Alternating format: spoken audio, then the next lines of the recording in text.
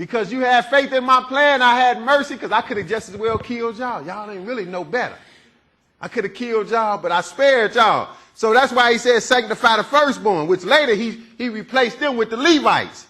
But then he said at verse 3, Moses said unto the people, remember this day in which ye came from Egypt, out of the house of bondage. Again, this is all at the beginning. This is a new thing the Lord is doing, right? When is he doing it? At the new year, right? Just like we know this is the new year because everything is about to spring back to light, whereas we coming out of winter. Everything is coming back to light. That's the Lord's new year. It's really new, not in the middle of winter. Just like it's not a new day in the middle of the night. At midnight. I mean, they tell you that's middle of the night, midnight, right? That's not a new. No, it's a new day. When that day ends, at sundown, a new day begins because evening starts. The eve means beginning. Eve starts the day. So actually the day started 6 hours before what man called a new day. He called it at midnight where it started at sundown, at the previous sundown. Because the eve is the beginning. But still, same thing here. He said, remember this day which he came forth out of Egypt, the house of bondage. For by strength of hand the Lord brought you out from this place. There shall no leavened bread be seen with thee. No leavened bread, period. Because this was the feast of unleavened bread when they came out. But how did they get out? The first thing that had to happen, they had to what? Get passed over, didn't it? Because else it wouldn't have been no need for them to get out, right? Right. They would have been mourning just like the Egyptians. They wouldn't have went nowhere. They would have been burying some dead folks in their family if the Lord hadn't passed over. But that was the first thing. That broke Pharaoh's back. But he passed over Israel. That made it possible. By the blood of that lamb, now you can be a new creature. Israel was brand new. They left on the freedom road. And we the same way. Because what are we getting free from? See, he was showing y'all this back there. What are we getting free from when you come to the Lord? You're getting free from sin. That's right. See, he was showing you right here because you've been in bondage to sin. But now, verse 4. Go ahead and read verse 4. This day came ye out in the month Abib. See, this day came ye out. Now that's the first day of the Feast of Unleavened Bread. That's the day they came out of Egypt. Not on the Passover. They got passed over the day before. This day came ye out in the month Abib. They came out of Egypt. And he said, no leavened bread shall, notice he said at verse 3, he brought you forth this place, there shall no leavened bread be eaten. Notice he specified leavened bread. Now he turned around someplace, he said, well, no leavening period. What does that stand for? That stands for other forms of bread. You got other forms of bread besides that we call bread. You got cake. Because somebody could take this. Well, he said no leavened bread. I'm gonna get me a leavened cake. No, that's bread too, right? But you don't call it bread, you call it. So when he say no leavening, he just referring to all forms of bread.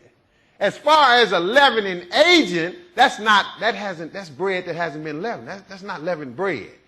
He's talking about bread that has been leavened, that has went through the process. So that's what he means. But now, let's go a little further. Go to Deuteronomy 6. Deuteronomy 6.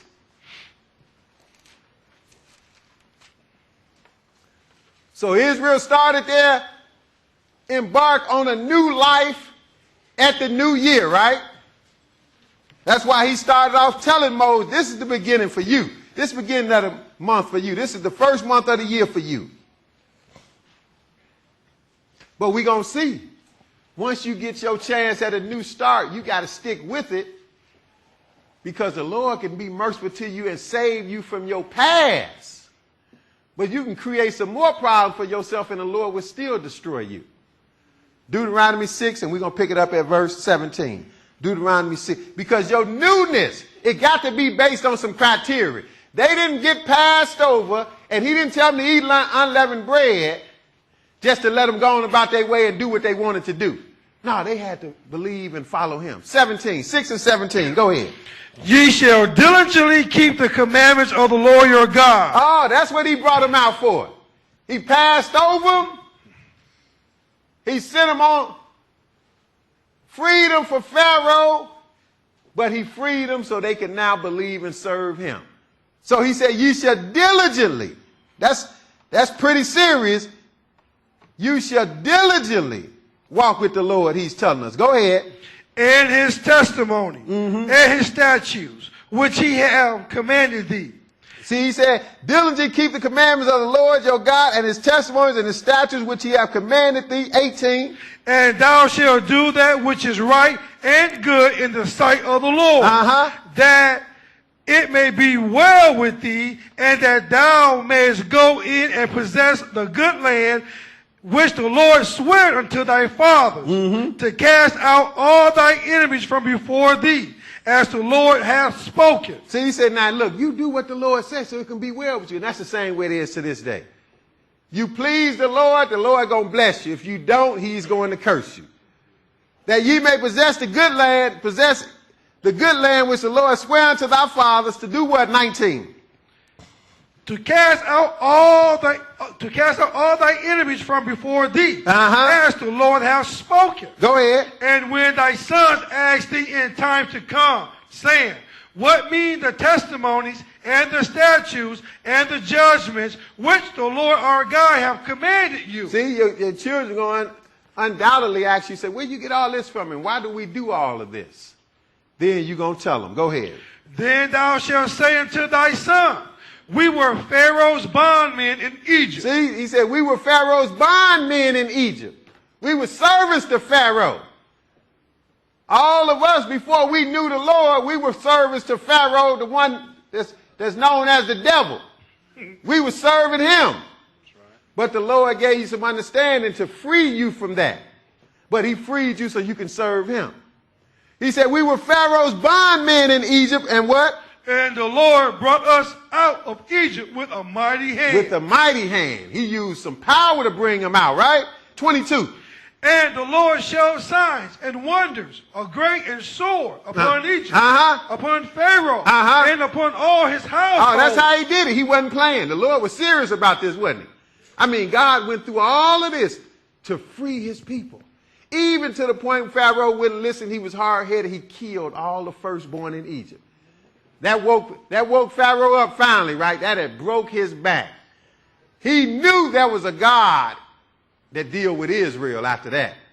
Matter of fact, he told Moses, he said, look, you get up and leave like you've been saying, leave and tell them to bless me also. Because he knew Moses, God ran it then. So that's what the Lord did. He showed signs and wonders great and sore upon Egypt, upon Pharaoh, and upon all his household before our eyes, it said, 23. And he brought us out from thence. That's right. And that he might bring us in to give us the land which he sware unto our fathers. See, he brought them out to take them somewhere else so they can have a brand new start. They can be new. See, and that's typical of us being a new creature. The Lord was giving this example a long time ago. Go ahead, verse 24. And the Lord commanded us to do all these statutes. See, but you still got to follow some regulations with your newness, right? He didn't free them so they can go on and serve any God they want to serve. He didn't free them so they could steal, kill, and commit adultery. He freed them so they can be an example of how he need to be served. And the Lord our God, and the Lord commanded us to do all these statutes, to do what else? To fear the Lord our God for our good always, that he might preserve us alive as it is at this day. Go ahead, 25. And it shall be our righteousness if we observe to do all these commandments before the Lord our God as he hath commanded us. See, it's going to be our righteousness. See, now Jesus did the same thing. He freed you. He passed over you. He died so you can get your past sins passed over. Get away from that old way of life with Pharaoh, which is the devil in this case. And now, if you walk with him and serve him, he's going to make you righteous, though you have previously been a sinner. It's going to be your righteousness for believing in Christ. But you still got to do something, right? Now let's go further. Let's see what Israel did, though. 78. Psalm 78. Psalm 78. We might do this a little quicker. Ron reading pretty fast. Psalm 78.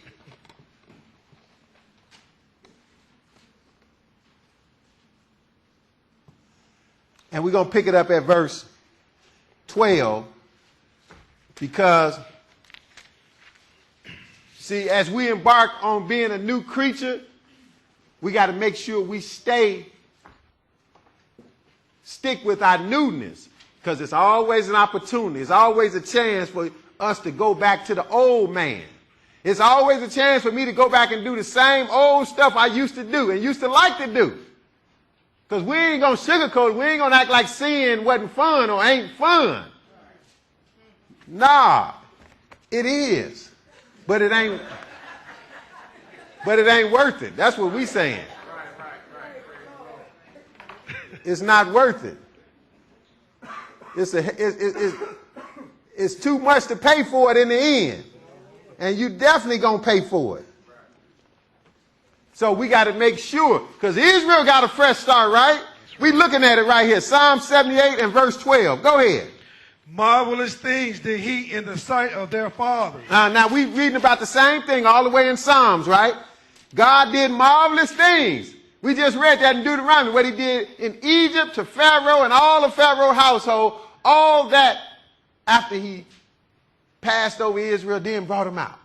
All that to get them out so they can serve him. Marvelous things did he in the sight of their fathers. In where? In the land of Egypt. In the land of Egypt. Go ahead. In the field of Zoan. In the field of Zoan. He did all that stuff in Egypt. Go ahead. He divided the sea and caused them to pass through. Go ahead. And he made the waters to stand as an heap. Boy, that had to be some awesome stuff to see, wasn't it? Split the sea and made these people go through the sea on dry land, and then turn around and drown the enemies who was chasing them. That's some deliverance. See, what people don't know, you can be saved from one situation the Lord can get you out of, but if you don't take advantage of it and walk with him and become new like he wants you to become and stay new, then he can still destroy you later. That's what happened to Israel. Israel is an example of somebody that got a new start. They became a new creature, but then they went back to the old way and the Lord hurt them severely. So that's what he said. He divided the sea and caused them to pass through. He made the water stand up as a heap. Verse 14. In the daytime also he led them with a cloud, and all the night with a light of fire. See, he was with them all the time. Go ahead. He clave the rocks in the wilderness. See, he took them to the desert, but he gave them water to drink out there. Go ahead. And gave them drink as out of a great depth. See, out in the desert, he busting water out of rocks, giving his people stuff to drink like it's an ocean out there. No, it was desert. Go ahead. He brought streams also out of the rock and caused water to run down like rivers. Out of a rock? God is awesome, but go ahead. And they sinned yet more against him by provoking him. But you see what Israel did? Now God had done all this. He passed over them in Egypt. He separated them from all the 7 last plagues in Egypt. All the plagues that hit the last 7 that hit Pharaoh. That's why it's going to be 7 plagues in the end of the world. And God going to seal his servants in the end of the world from those 7 plagues like he severed Israel. He had Israel sealed. They didn't get affected by those plagues in Egypt, the last 7 of them, including the killing of the firstborn. So he did all that good for Israel. Then he drowned Pharaoh and Pharaoh's army in the Red Sea. They got away. They made it to the wilderness, and we still gonna act crazy with God in the desert. He did all of that, followed them, brought water out the rock, and it said, verse 17, read it again. And they sinned yet more against him by provoking the Most High in the wilderness. See, Israel is something else. He said they sinned yet more against him. You got freed to get away from them sins. You better do all you can not to sin, but our ancestors sinned more by provoking him in the wilderness. Provoking the Most High in the wilderness. What did they do? 18. And they tempt God in their heart by asking for meat from their lust. See, like God can't take care of you. He done brought you all the way to this point, just like in your life. God done brought you to a certain point, then you start doubting God like he can't take care of you under certain other circumstances. Look, if he done did all that for you that he done done, especially when you was acting crazy. So you know he going to take care of you when you trying to get it together. So that's what he said. But he done brought them out of Egypt, brought them in the desert on the way to the land of milk and honey, but they ain't made it quick enough, so they complaining.